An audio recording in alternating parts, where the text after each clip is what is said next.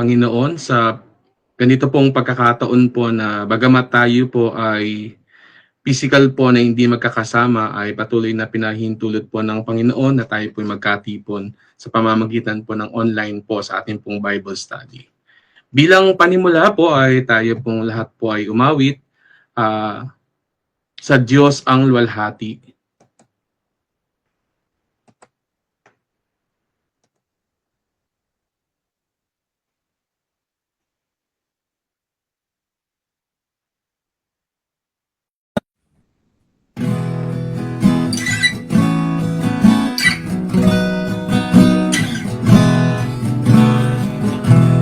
Sa Diyos ang luwalhati, gaway dakila, mundo'y dinahal, anak niya'y binigay, buhay alay niyang patubos sa sala, sa lahat na buksan pinto ng buhay.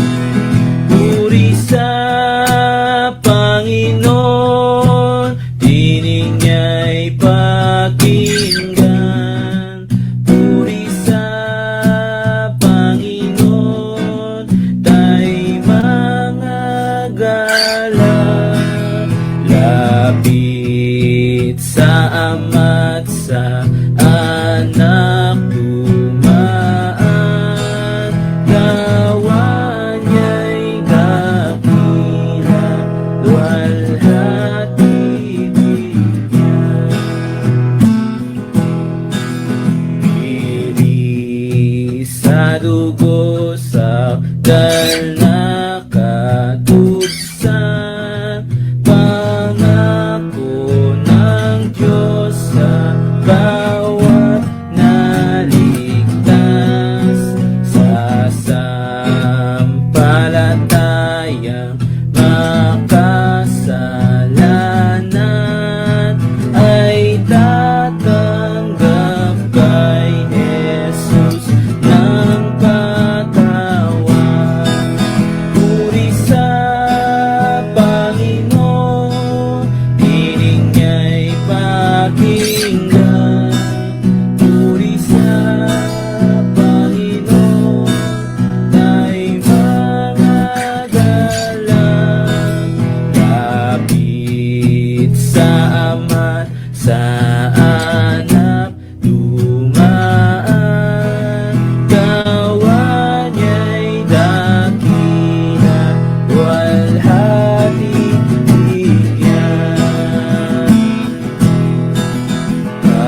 Bawat turo niya sa atin dakila, galak natin kay Jesus ay dakila. Ngunit talisay sa laking higit pa ating pagkamangha kung siya'y makita. Puri sa Panginoon, tinig niya'y pakinggan. Puri sa Panginoon, tayo'y mga galang. Lapit sa Ama't sa Anak dumaan, gawa niya'y dakila, luwalhati bigyan.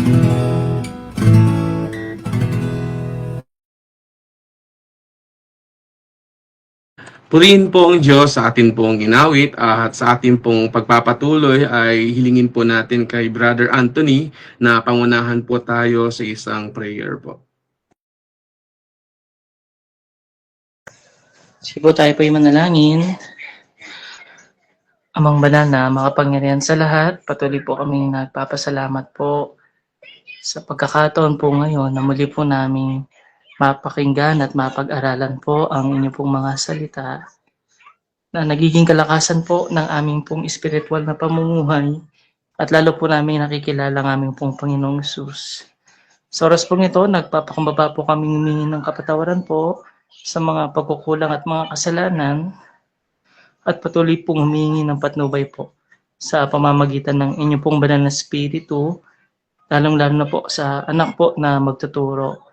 At patnubayan niyo po ang aming pong internet connection. I-bless niyo po ang bawat isa. I-bless niyo rin po ang lahat po ng maabutan po ng inyong pong mga salita. Maraming salamat po, Ama. Patuloy po sa inyo namin pinagkakatiwalang lahat. Ito po isa matiling sa pangalan ni Jesus. Amen.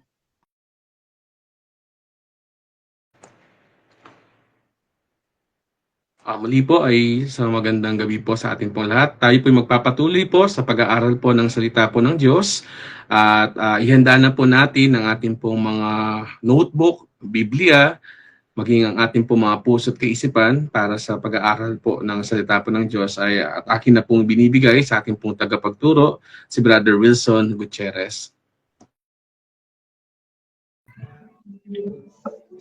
Magandang gabi po mga kapatid. Medyo napakaingay po rito sa amin. Gawa po ng mayroong nagbibidyoke simula pa po kanina. Kaya minarapat ko po na gamitin itong headphones ni Brother Ching para medyo nang sa ganon ay kahit konti ay mabawasan yung pong sobrang ingay at hindi rin po maapektuhan ng inyo pong pakikinig. At salamat po sa Panginoong Diyos, bagamat naantala po itong ating pag-aaral at pinlano ko po nga sana na akin nang i-shortcut itong ating pag-aaral. Pero nang muli kong binabasa po ang aklat ng Kolosas, lalo na po sa bahagi na kung saan po tayo ay pansamantala na nahinto, nakita ko po ang mga kahalagahan ng mga katotohanan na isinulat ni Pablo sa mga taga-Kolosas. Kaya ngayong gabi po ay sa tulong ng Panginoon, ating pong pag-aralan ito pong Colossians chapter 3, simula verse 5 hanggang verse 9. Basahin ko muna po sa English.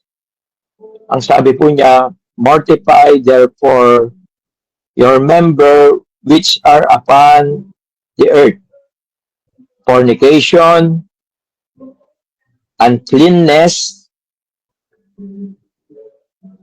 inordinate affection, evil concupiscence, and covetousness, which is idolatry, for which things sake the wrath of God cometh on the children of disobedience, in the which you also walked, sometimes when you lived in them. But now you also put off all this anger. But now ye also put off all this anger, wrath, malice, blasphemy, filthy communication out of your mouth. Lie not one to another, seeing that you have put off the old man with his deeds. Pagpalain po ng Panginoong Diyos at mamaya siguro ay titingnan din natin siya sa Tagalog translation dito po sa ating King James Bible version. Pero tayo po ay saglit muna na manalangin. Ama, maraming salamat po. Muli mo pong ipinagkaloob na kami po ay makapagpatuloy sa pag-aaral sa aklat ng Kolosas. Salamat po, Ama. Tinuturing po namin isang biyaya ang mga ganitong pagkakataon na bagamat kami po ay magkakalayo, kami po ay yung pinagbubuklod, pinag-iisa, pinagpapala mula sa iyong mga salita. Alam po namin na sa aming mga sariling karunungan at sa mga aming sariling haka-haka sa aming kaisipan ay hindi namin lubos na maririnig ang iyong mensahe. Kaya po dalangin namin na gabayan mo kami, pangunahan mo kami, at ang iyong kalooban nawa ang siyang maging bahagi ng aming pag-aaral at pagninilay-nilay sa iyong mga salita. Pagpalain mo po ang bawat isa, pagpalain mo po ang bawat tahanan, at patuloy na ingatan ang mga kapatid na hindi po namin kasama ngayon sa online Bible study. Ang lahat po ng ito, O Diyos, ay amin pong samot dalangin sa makapangyarihang pangalan po ng iyong bugtong na anak na si Jesus. Amen. Sa mga nagdaang pag-aaral po, dahil medyo matagal tayong natigil po dito sa ating pag-aaral, napag-aralan po natin noong nakaraan ang mga katotohanan na ating pong natamo sa ating pananampalataya sa ating Panginoong Jesucristo. Tayo ay namatay na kasama ng ating Panginoon nung siya ay namatay doon sa krus. At nung tayo po ay naniwala sa kanyang kamatayan, hindi lang siya namatay para sa atin, kundi tayo ay kasama niya pong namatay. Kaya naman nararapat na tayo ay mabuhay sa Kanya. Sapagkat ayon din sa nagdaang pag-aaral natin, sa muling pagkabuhay ng ating Panginoon, tayo rin naman ay hindi lang niya kasama na namatay, kundi tayo rin po ay kasama niya na muling nabuhay.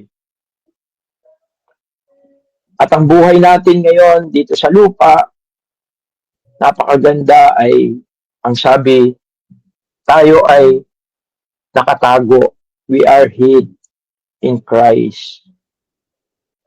Kaya sa mga sumunod na mga payo o panawagan ni Pablo sa mga taga-Kolosas, parang inilalarawan niya na dahil ang ating Panginoon, pagkatapos ng kanyang kamatayan, siya ay muling umakyat sa langit, siya ay nakaluklok sa kanang tuklukan ng trono ng ating Ama, ating Diyos. Bagamat tayo ay narito sa lupa, ang ating hari ay nandoon sa langit. Parang nai-imagine ko yung kalagayan natin dito sa lupa. Na ang sabi nga ng banal na kasulatan, hindi tayo taga-lupa, tayo ay mga taga-langit. At hinihintay natin ang pagkakataon na tayo ay dadalhin ng ating Panginoon doon sa langit.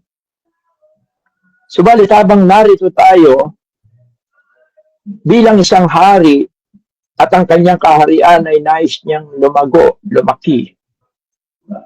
Tulad ng mga naunang mga kaharian dito sa lupa, ay sinasakop ang bawat isa nang sa ganon ay ma-extend yung territory. Yun yung isang bagay na nakikita ko, kaya nandito pa tayo sa lupa, sapagkat nais ng Diyos na gamitin niya tayo to extend para mapalawak niya ang kanyang kaharian. At hindi tayo magtatagumpay sa ating sarili. Kaya naman, nang tayo ay sumampalataya sa ating Panginoon, ipinagkaloob niya ang Espiritu Santo At yun ang maigpit na tagubilin ng ating Panginoon sa kanyang mga alagad nung panahon na siya ay narito pa sa lupa, na hintayin ang kapangyarihan na ipinangako. At ang kapangyarihan na yon ay ang Espiritu Santo na mananaan sa bawat mananampalataya. At sa pamamagitan din ng Espiritu Santo, tayo ay binautismuhan sa Espiritu, ang ibig sabihin, tayo'y pinag-isa. At yan ang nakikita kong mga bagay na gustong ipaabot ni Pablo sa mga taga-Kolosas bilang isang katawan ni Kristo. Tinuro niya na si Kristo ang pinakamatayog, imminent, pinakamataas sa iglesia. Kaya naman nilabanan niya o tinuligsa niya ang mga nais maghari-harian nung panahon na yon mula sa mga Hudyo na nagtuturo na sila ay mas mabuti kaysa kay Pablo.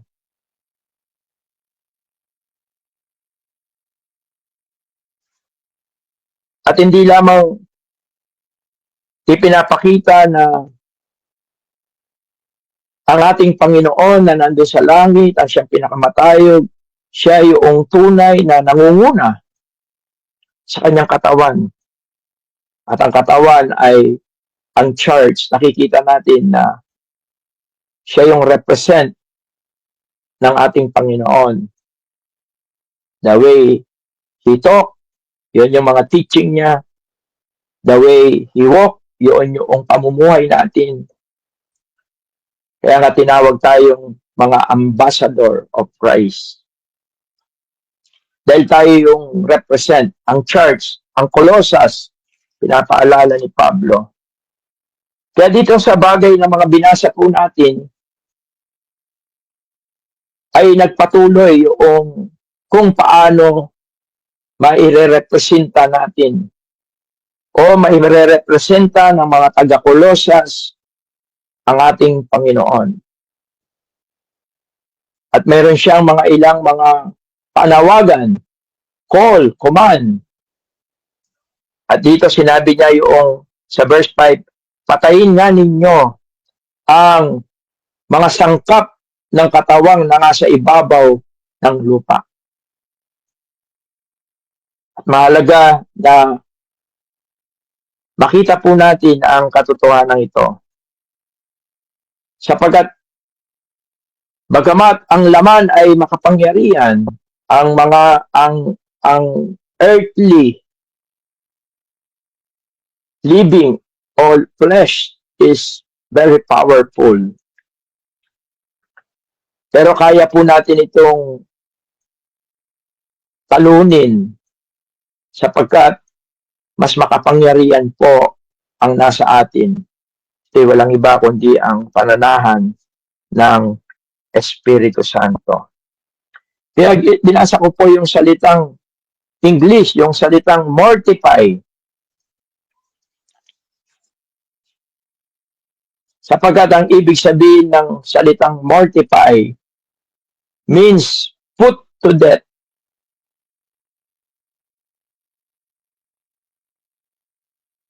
At mayroon tayong mga kasangkapan o mayroon tayong mga equipment. Sabi nga, kailangan natin isuot yung ating yung armor of God. Nang sa ganon ay malabanan natin, matalo natin, mapatay natin ang gawa ng laman. Sapagkat kung hindi tayo magiging mabuti na kawal ni Kristo. At lalo tigit, kailangan natin mapagtagumpayan ito sapagkat ayon dito sa binasa natin, Sabi sa verse 6, merong sa ganitong pamumuhay, may nakahandang parusa ang Diyos. Ang sabi niya sa verse 6, na dahil sa mga bagay na iyan ay dumarating ang kagalitan ng Diyos sa mga anak ng pagsuway. For which things sake the wrath of God cometh on the children of disobedience. Kaya yung salita pong mortify, it is possible because of the power of God through the indwelling of the Holy Spirit to every believer. We can expect unbeliever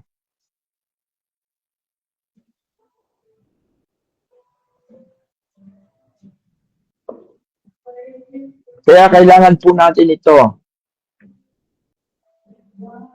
Si Pablo, ginamit niya po sa Roma 6:11, ginamit niya po sa English yung salitang reckoning.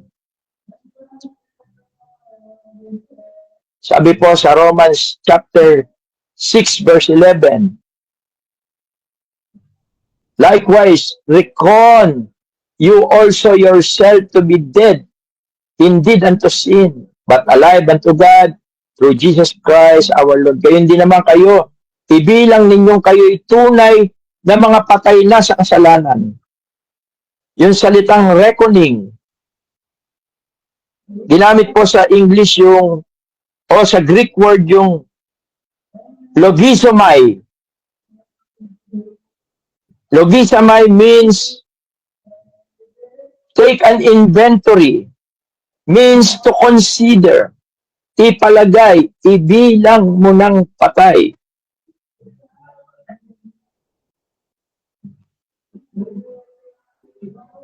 At yun yung katotohanan.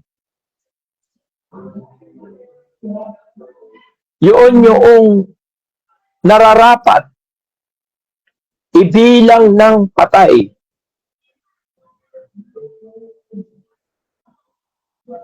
Ang ating Panginoong Yesus sa Mateo 5:29-30, it is the same idea, pero ang sabi niya dito sa Mateo 5:29-30, at kung ang kanan mong mata ay nakakapagpatisod sa iyo, ay dukutin mo at iyong itapon, sapagkat may mapapakinabang ka pa na mawala ang isa sa mga sangkap ng iyong katawan, at huwag ang buong katawan mo ay mabulid sa impyerno. At kung ang kanan mong kamay ay nakapagpapatisod sa iyo, ay putulin mo at iyong itapon, sapagkat may mapapakinabang ka pa na mawala ang isa sa sangkap ng iyong katawan, at huwag ang buong katawan mo. Mga kapatid, to mortify our sinful nature, our old life, kailangan ay ibilang na natin ang ating old nature. Ang ibig sabihin ay wag na natin itong bigyan ng pagkakataon. Kaya ang kailangan po rito, hindi siya literal na surgery.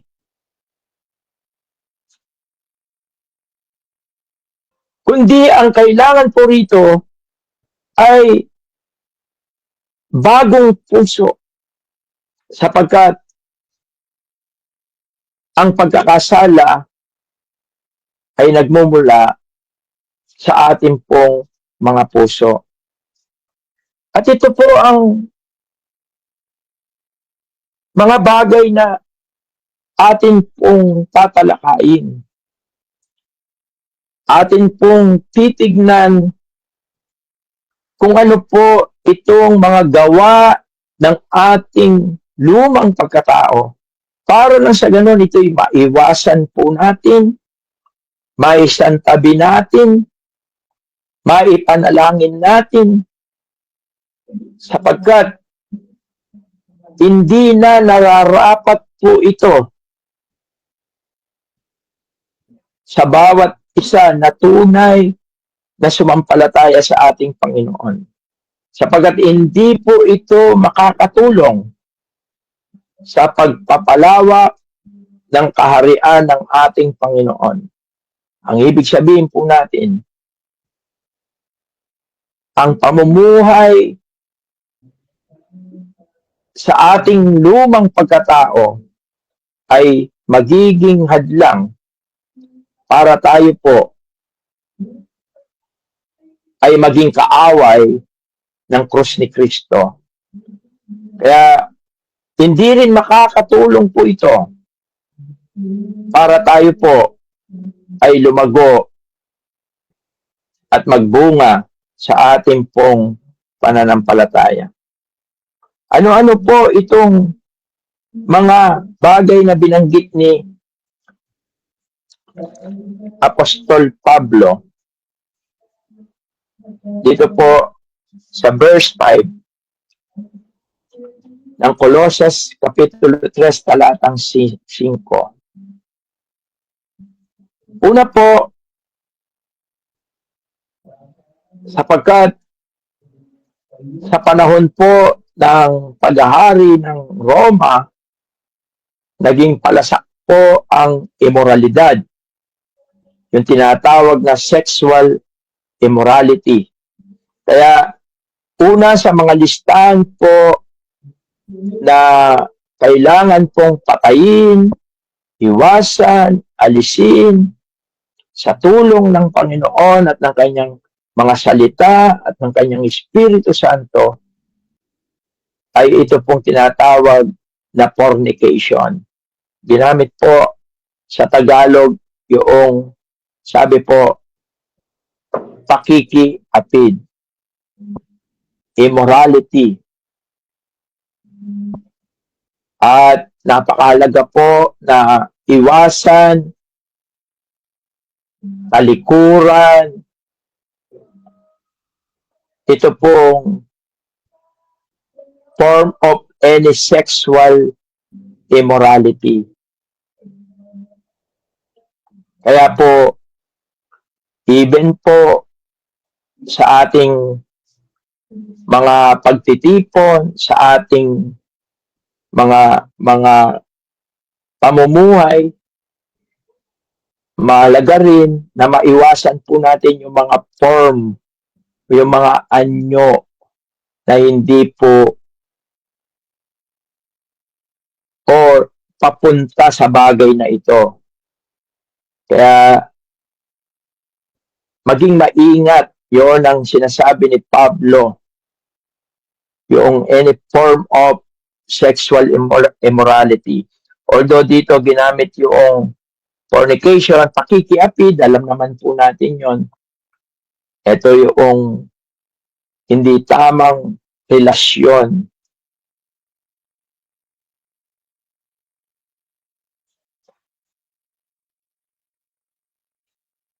At pangalawa po, na tinutukoy ni Apostol Pablo,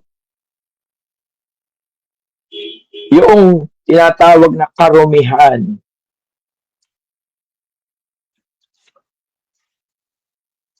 Ito naman po ay mga lustful impurity. O ito po ay any action, any thoughts, anumang pag-iisip, anumang paggawa. Kasi sometimes, nagsisimula yan sa ating kaisipan, at kung ano yung nasa ating kaisipan, nagmula sa ating puso, yun ang ating ginagawa. Yun tinatawag na impurity of life. No? Yung pong marumi na pamumuhay in the words sa paghahanap buhay, sa trabaho, even sa mga bagay-bagay na maaring nagdudulot para madungisan ang ating pananampalataya. Yun yung tinutukoy ni Apostol Pablo. Minsan may mga bagay na nadudungisan. Sabi nga, nauulingan. Although sometimes hindi naman tayo yung culprit, hindi tayo yung talagang may gawa, pero nauulingan tayo. Nadadamay tayo sapagkat tayo nakikiisa sa mga ganong sistema. At maraming sistema po na ganyan ngayon. Work, friendship, and ano pa po. Kapag ka may mga bagay na magdudulot ng karumihan, dungis, batik, sa ating pananampalataya at sa ating paglilingkod, napakahalaga po na patayin, layuan ang mga ganyang mga pagkakataon. At yan ang sinasabi ni Pablo sa mga taga-Kolosas.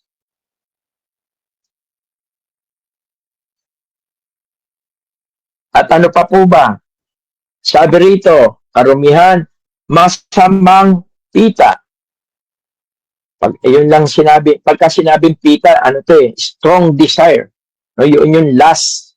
Parang uncontrolled. Hindi mo siya mapigil talaga. O sobrang pagnanasa. Yun yung ibig sabihin ng lust. O dito sa ating masamang pita, no?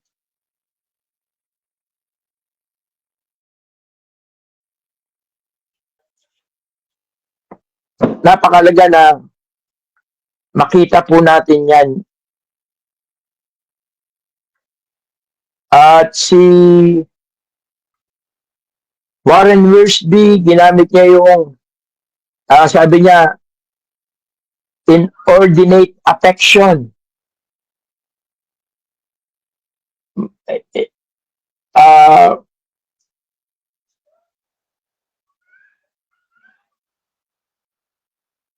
Kumbaga, sabi niya, a state of mind that excites sexual impurity. Yun po yung tinutukoy dito ni Apostol Pablo na masamang pita.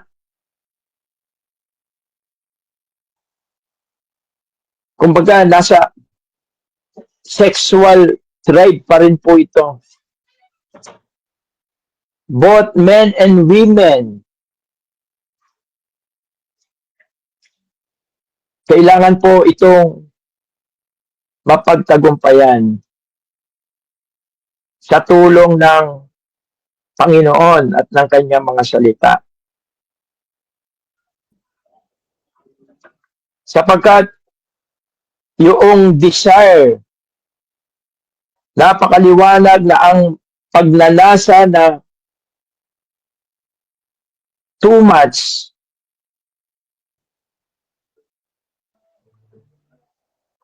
at ito yung dadaling ka para gawin ang bagay na ito. Sabi nga, desire leads to deeds. Appetites leads to action. Yun yung mga sinasabi tungkol po sa bagay na ito. Kaya bantayan natin yung ating desire, yung lust, yung pagnanasa na masama, masamang nasa.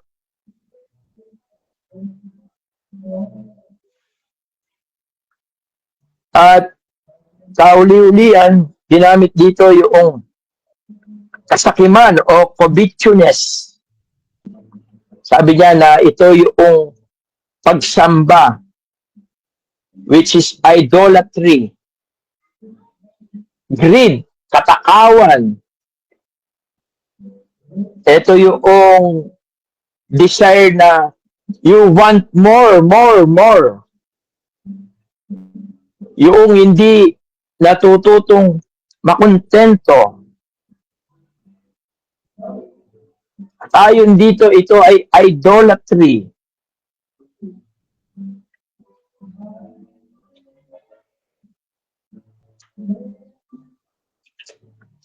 At ang covetousness o ang kasakiman, isa ito sa mga huling naisulat sa Last Commandment o sa Ten Commandments sa Exodus chapter 20 verse 17.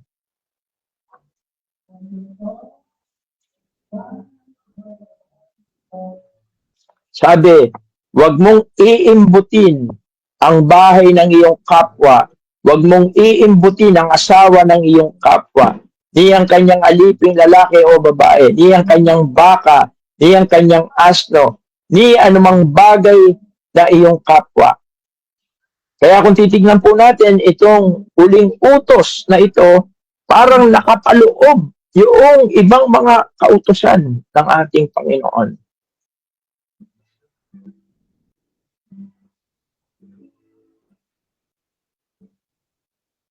Sapagkat ang isang taong mapag-imbot o matakaw o walang kakontentuhan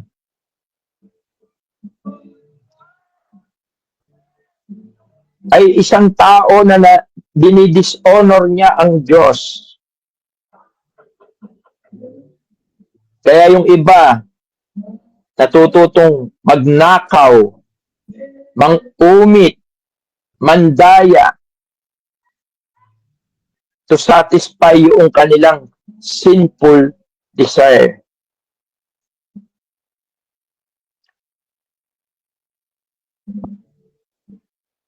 Kaya po, sabi nga po doon sa nabasa ko siya kay Warren Wiersbe, doon daw pong tinatalakay ang mga bagay na ito. Sabi daw ng mga sa local church ay, sabi nila, maganda, wag mo sa amin i-preach yan. Maganda i-preach mo yan sa mga lost sinner. Pero sabi nga raw po noong preacher, dahil tinanong siya, may nagtanong, ano ba ang pagkakaiba ng pagkakasala ng unbeliever sa mga believer? Yan sabi nga raw po niya, it is worse. Mas lalo raw po na masama ng isang Kristiyano kapag siya ay nahulog sa mga bagay na ito.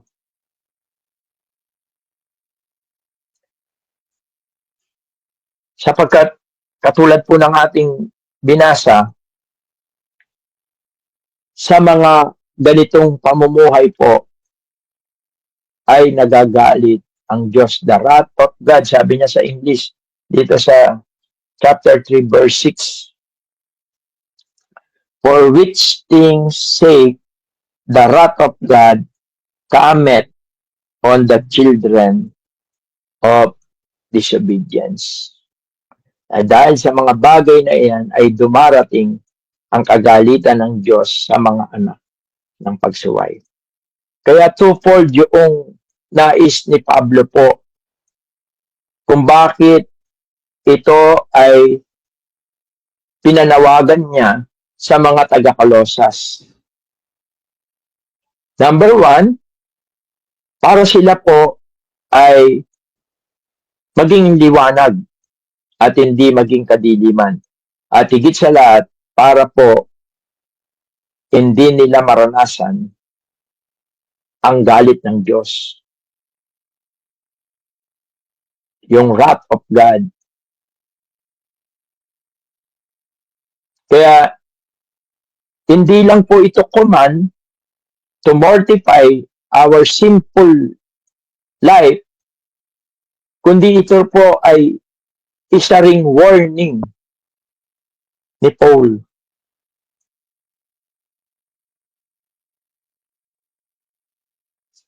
Kaya maganda po sa atin ngayon na magkaroon tayo ng tinatawag na reflection.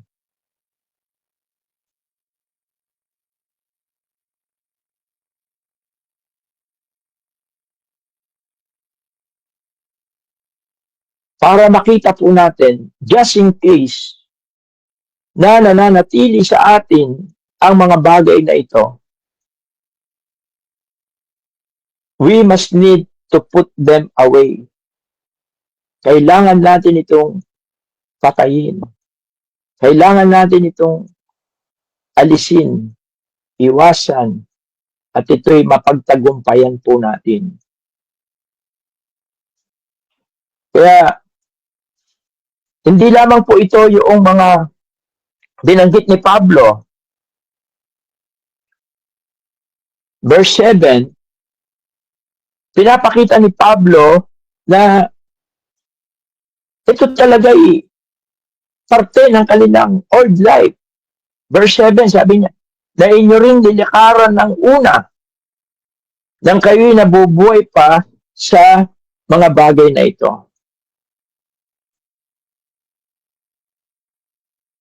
Kaya, it is a struggle. Hindi po ito masasabi ng mga taga-Kolosas o maging tayo na, ay hindi naman ako ganyan.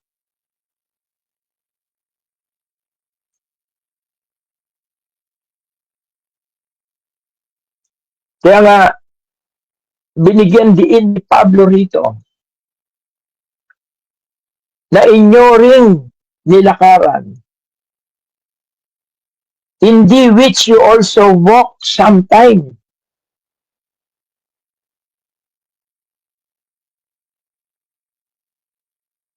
Kaya, sa verse 8, sabi ni Paul, but now you also put off all this. Hindi lamang po yon, may mga personal na mga bagay na kailangan din tayong hubarin sapagkat dito po ay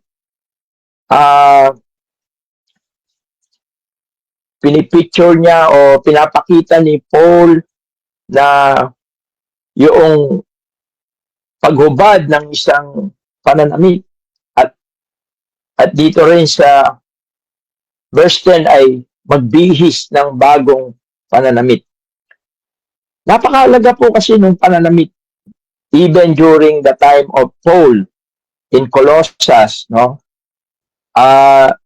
Ma-identify mo yung mga Romans, mga Jewish, Gentiles, kings, yung mga maharlika, yung mga mahihirap, kahit naman ngayon, napo-portray yung character through yung sa pananamit.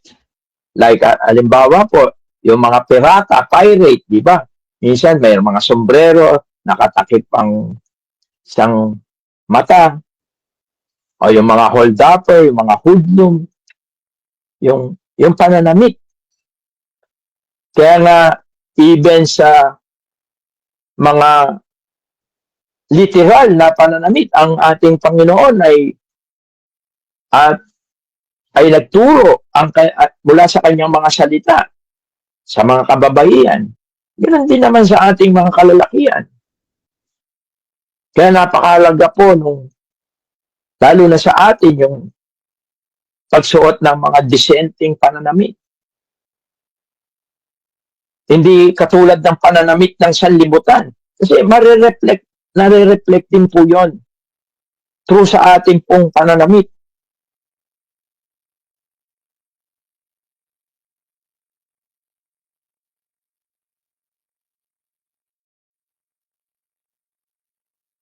Subalit dito, hindi siya literal.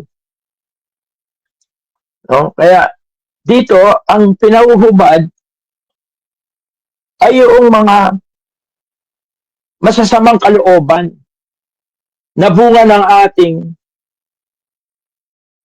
old nature.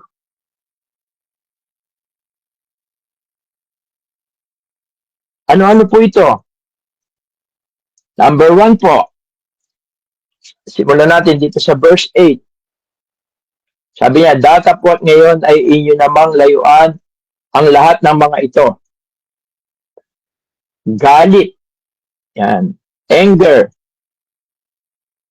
Ito yung tinatawag na uncontrolled anger. O, yung bigla-bigla nagagalit na walang dahilan.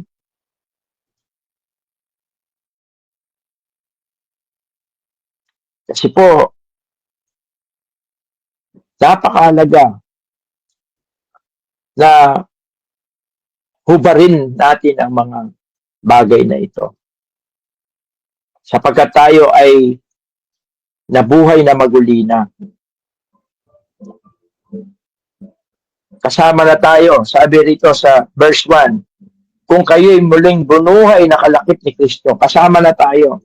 Tayo ay namatay, nakasama ni Kristo, tayo ay muling binuhay na. Tulad ng ating Panginoong Jesus sa John chapter 21 to 10, kung ating titignan, yung kanyang grave clothes, yung pananamit niya, yung mga bagay na pananamit o ibinigay sa kanya, ito ay iniwan niya na doon. Mababasa natin doon sa John chapter 21:10. Kung titignan natin ito yung iniwan niya. Kaya nga, inubad ito nung siya ay makita ng mga alagad. No?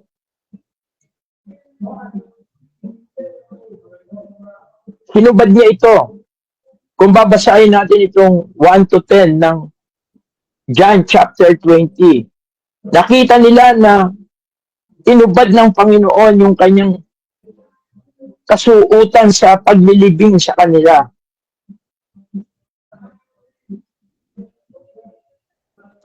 Ganon din si Lazaro.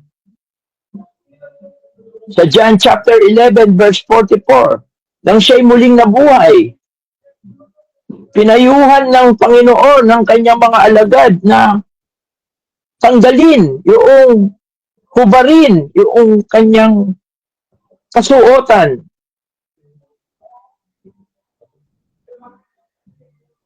Yung mga kayong panglibing. Ganun din po, spiritually speaking. Kung tayo ay tunay na sumampalataya sa Panginoon, kung tayo ay tunay na namatay na at tayo muling nabuhay, kailangan din po nating ubarin. Ito po yung tinutukoy ni Pablo sa mga taga-Kolosas na kayo'y mga beast ng bagong pagkatao, yung kanilang new life in Christ, yung pinangungunahan at pinapatnubayan ng Espiritu Santo, natanda ng kanilang pagiging tunay na anak ng Diyos, sabi sa Roma 8, those who led by the Spirit of God are sons of God. At isa po rito yung anger.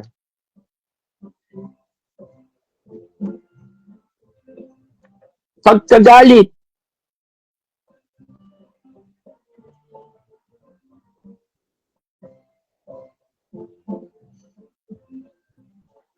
Kaya, pwede po tayong magalit. Sabi po ng Bible, Ephesians 4:26. Tulad ng Diyos, ang Diyos ay mayroon siyang karapatan na magalit at tumatol. Sapagat siya ay matuwid, siya ay banal at matuwid. Sa katunayan, meron pong tinatawag na righteous anger.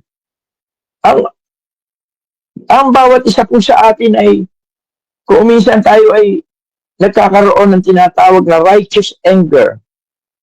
Kaya sabi rito, kayo'y mga galit. Kung mayroong dahilan, lalo na kung ito ay may kinalaman sa spiritual na bagay, paglapastangan sa pananampalataya,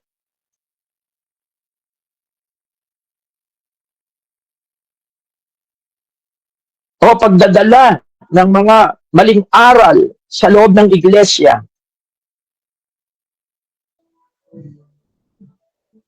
Kung minsan, nagkakaroon tayo ng pagkagalit, si Apostol Pablo, ang ating Panginoon, doong sa templo.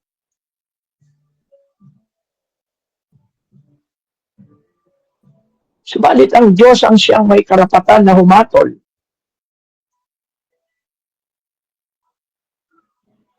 Kaya isa po ito, yung pagkagalit. Pangit naman sa isang mananampalataya na may mali na, baliwala lang sa kanya. Actually, kahit nung identify ni Paul yung love sa 1 Corinthians chapter 13, isa sa mga tunay na pagmamahal ay yung pagkamuhi sa masama, sa kasalanan. Kapag ka hindi tayo namumuhi sa ganung bagay, there is something wrong din po. Siguro, yung ibang mga Kristiyano, they politicize the believer. At yan po ang uso sa panahon natin. Pinopoliticize ang iglesia because they want to rule. Without genuine love to the church, to the believer.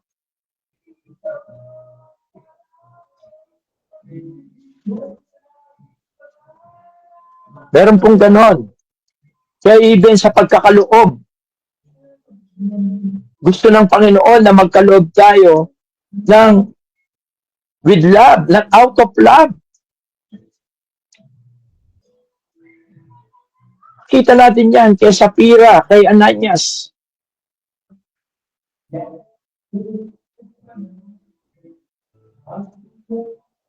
Nagkakaloob sila para lang sa kanilang sarili.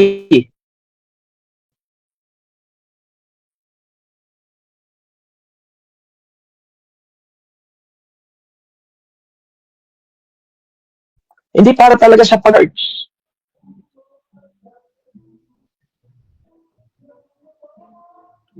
Although kung titingnan natin yung anger, saka yung wrath, ay parang parehas lang. Pero yung wrath, ito ay mas malalim na form of anger. At kung minsan, yung wrath, ang pagkakaiba niya, yung deeper anger, na mayroong kasama na pagnanasa na makaganti, revenge.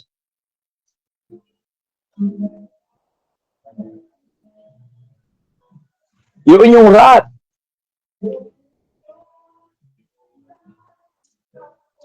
At yung malis, sabi po rito,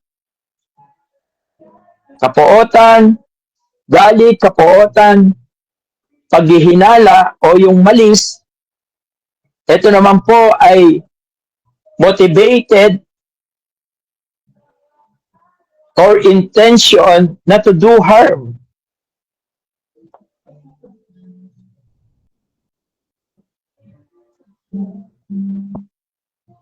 Slander.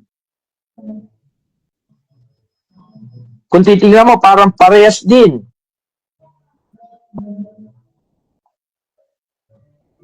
Panunungayaw. Ito ay pag-aksyon, paggawa ng mayroong false and malicious intent.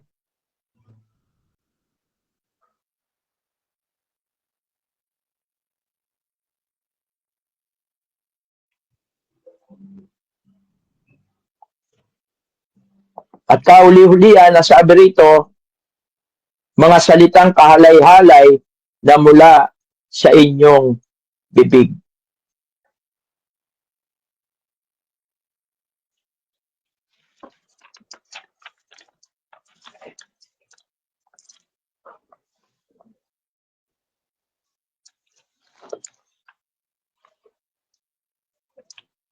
Sabi ni Warren Wiersbe, ito yung mga foul speech, yung mga sobrang pagbibiro, o mga salita na hindi man lang dapat marinig sa isang Kristiyano.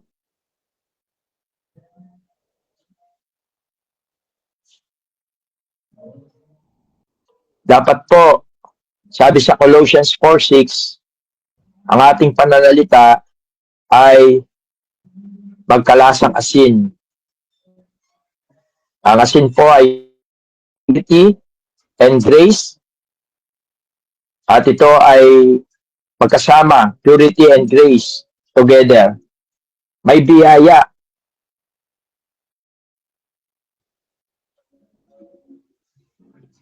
Meaning, mas maganda po naririnig sa atin mga Kristiyano sa ating spiritual kaysa sa mga bagay na material. Kasi parang minsan yun po yung yal, mga kalayawan, mga kamunduhan.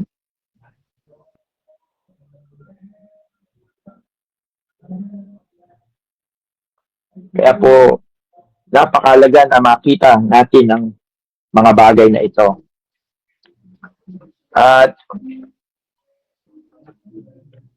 ang sabi sa kauli-hulian, verse 9, huwag kayong mangagbulaan sa isa't isa. Samang hinubad na ninyo ang datihang pagkatao, pati ng kanyang mga gawa. Ito po yung final sin na binabanggit ni Pablo, is lying, pagsisinungaling. No? Sometimes hindi yung pagsisinungaling, hindi lang po yung hindi pagsasabi ng totoo. Yung hypocrite, parang ganun din, yung pagpapakita ng akala mo maganda pero hindi totoo. Deep inside, hindi totoo. That is categorized lying. Ibig sabihin, hindi po yung laman ng puso.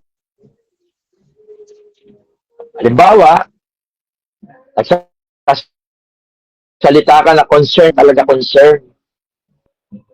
O kaya, nagsasalita ka na concern ka sa gawain ng Panginoon pero hindi ka naman concern.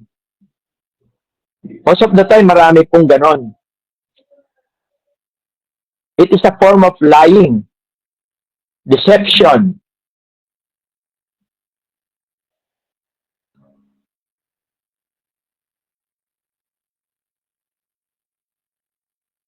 At maraming sinulat din ito ni Apostol Pablo sa Epeso. Sa Epeso 4:25, makikita natin na binanggit din ni Pablo ang bagay na ito.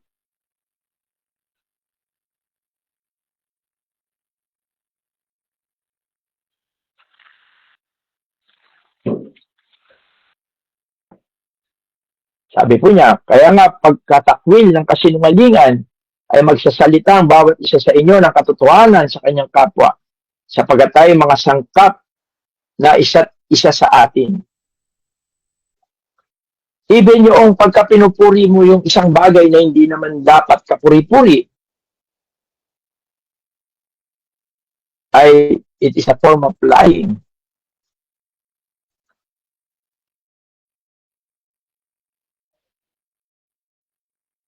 At ito ay bunga ng pagkilos ni Satanas. sa buhay ng isang tunay na mananampalataya na nagkakaroon ng ganitong sitwasyon sapagkat sa John 8:44 tinawag Satan na the father of lies. Siya ang ama ng kasinungalingan. Samantalang ang Espiritu ng Diyos na nasa atin ay tinawag na the Spirit of Truth.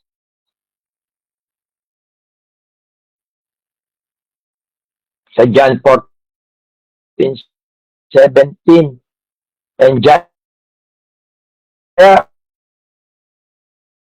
pagka ang isang Kristiyano, siya ay nakikiisa kaysa, subalit kung siya nagsasalita sa katotohanan, sa pag-ibig, sabi sa Ephesians 4:15, siya ay nakikiisa sa Espiritu Santo ng Diyos. Sapagkat ang kasinungalingan, siya yung misrepresentation ng katotohanan. Kahit na maganda pa po yung pagkakasabi o yung boses, yung tone of voice, kahit na nakangiti yung sinasabi niya sa iyo, no? Yung facial expression,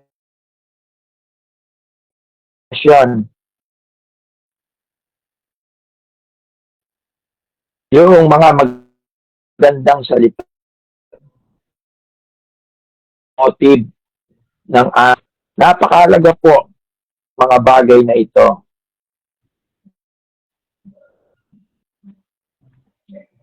Tandaan po natin, we can mortify the old life, we can resist, although ginamit dito, iwasan,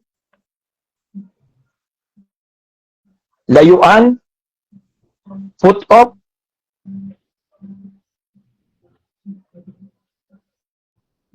magagawa po ito ng isang tunay na mananampalataya.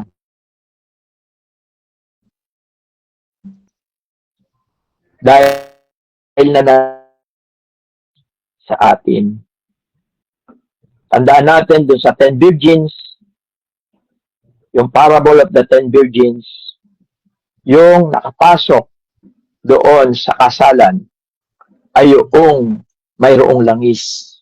At ang langis po na yun ay walang iba kundi ang simbolo ng Espiritu Santo. Tayo ay narito sa lupa. Ang ating hari ay nandoon sa langit. Ang ating pagkamamamayan ay nandoon sa langit. Kaya gusto ng Panginoon na ang pagmamahal natin, doon tayo tumingin, ibig sabihin magtiwala, at yung pagmamahal natin ay iukol po natin doon. Napakahalaga ng role ng Holy Spirit sa buhay po natin. Hindi tayo makapagmamahal. Hindi natin matututong mahalin ng Panginoon kung wala ang Holy Spirit. Kasi ang pagmamahal na meron tayo ay motivated by self-motive. Hindi natin mamahalin ang mga naliligaw. Hindi talaga tayo magkakaroon ng pagnanais na maligtas sila. Even yung family, without the fire of the Holy Spirit,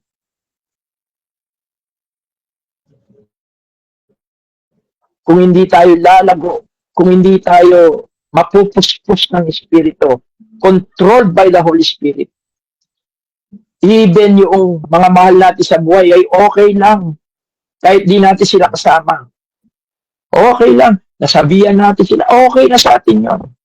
Subalit pagka meron itong pagmamahal na ito na bunga ng Espiritu Santo, iiyakan mo sila sa kanalang. Gagawin mo ang lahat.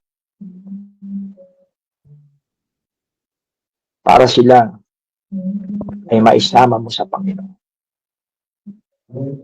That is love that comes from God. The fruit of the Holy Spirit.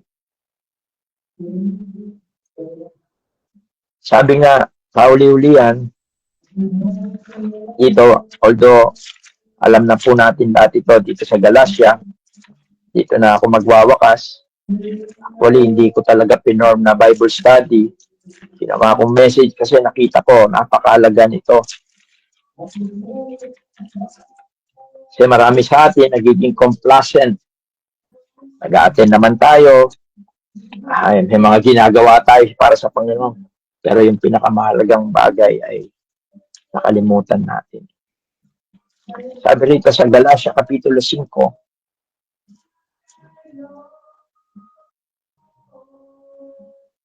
verse 16. Sinabi ko nga, magsilakad kayo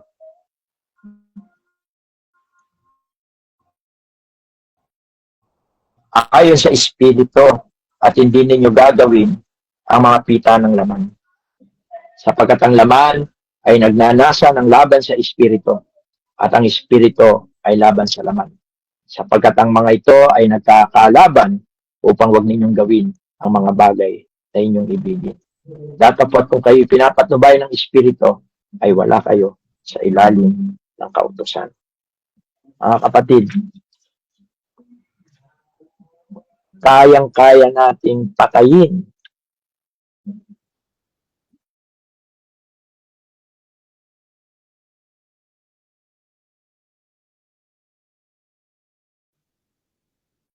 ang gawa ng laman. Tayo ay papatnubayan, pangungunahan, kokontrolin ng Espiritu Santo. Kaya nating iwasan ang mga bagay na ating napag-aralan kung spiritually. Napakahalaga nito. Tulad ng nabanggit ko sa ating opening, na para tayong mga kawal ng Panginoon na itinalaga niya dito sa lupa. At ang layunin natin ay to conquer this world by the power of the gospel. Through preaching, through living. Dahil ang kapangyarihan ng Ebanghelyo ay umihina kapag hindi ito tumutugma sa ating pamumuhay. Kasi yung mga unbeliever, hindi natin sila nasasama sa church. No? Hindi nila alam yung buhay natin doon. Nagdidepende sila sa nakikita nila sa buhay natin. Kaya itong panawagan ni Pablo sa mga taga-Colosas, naniniwala ako na it is also the call o command ng Panginoon sa atin as a local church sa Florida New Settlement Christian Church. Kasi marami ng mga church ngayon, meron silang prayer meeting, Bible study, worship service, but sometimes hindi talaga nakikita yung pananampalataya sa buhay nila. The way he walk, the way he talk. Let us pray. Ama, salamat po sa gabing ito. Salamat po sa mensahe mo po sa amin. Dalangin po namin naway tulungan mo po kami na kami po ay mapuspos ng iyong Santong Espiritu. At sa ganun po ay makapamuhay kami ayon sa iyong kalooban.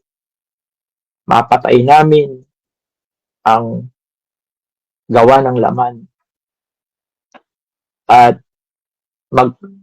maisuot namin ang aming bagong pagkatao upang siyang lubos na makita ng mga tao at nang sa ganon ay magliwanag po sa kanila ang kapangyarihan ng mensahe ng magandang balita. Pagpalain mo po, O Diyos, ang iyong mga salita. At salamat po sa bagong buhay na pinagkakalob mo po sa amin. Naway makapagpatuloy kami na makapamuhay kaaya-aya at kalugod-lugod sa iyong banal na harapan, na siyang karampatan naming paglilingkod at pagsamba sa iyong harapan. Lahat po ng ito, O Diyos, ay aming pong samot dalangin sa makapangyarihang pangalan po ng iyong bugtong na anak na si Jesus. Amen.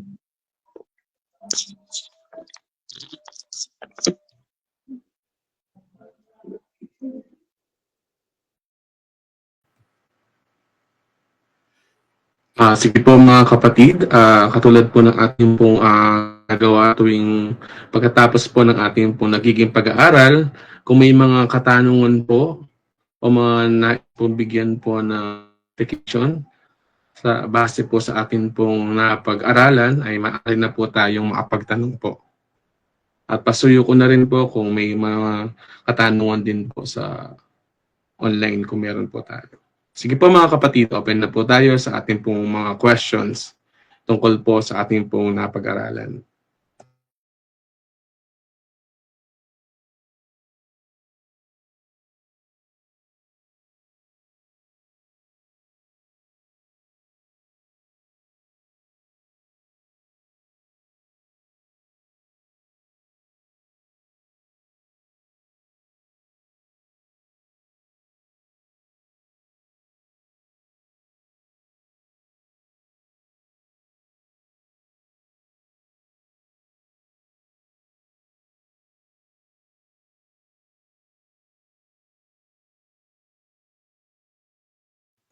Meron po ba mga kapatid? Last call po para po sa ating mga katanungan.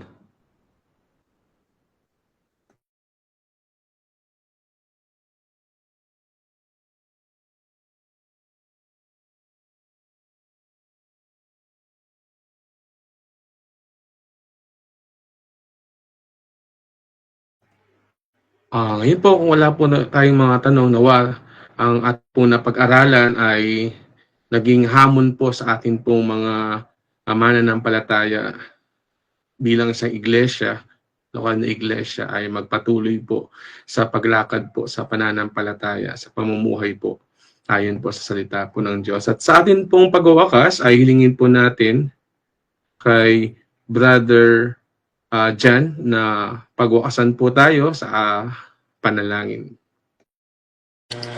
Tayo po ay manalangin. Manaming Diyos na dakila, banal at makapangyarihan sa lahat. Patuloy po, Ama, na nagpapasalamat po kami sa mabiyayang pong gabi na ipinagkaloob niyo po sa mga oras po na ito sa muli po namin pagpapatuloy po sa amin pong lesson po sa gabi po na ito. At patuloy po, salamat po sa inyo pong mga salita na nahayag.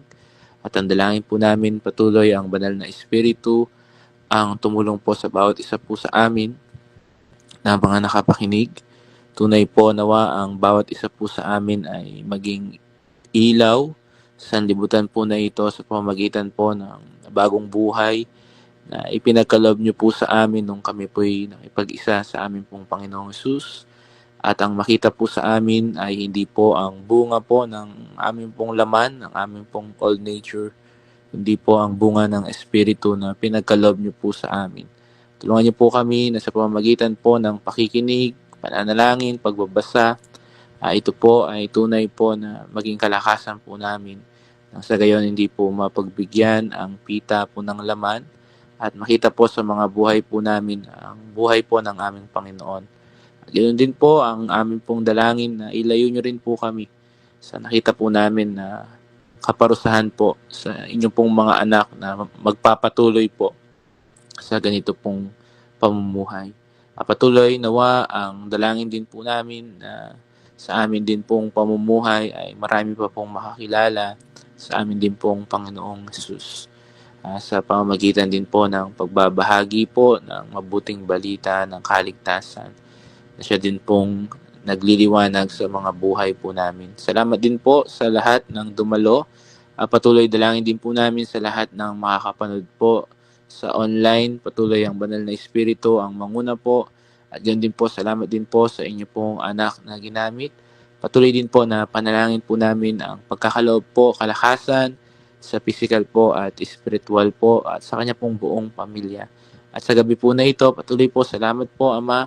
Kayo po ang inaasahan po namin na mag-iingat din po sa bawat pamilya po, sa bawat isa po sa amin, sa lahat po ng kapatiran. At muli po, ang lahat po ng ito ay amin pong idinadalangin sa matamis na pangalan po na ipong bugtong na anak na si Kristo Jesus. Amen. Thank you po. Good evening po and God bless po. God bless po sa lahat. God bless po. Good evening po.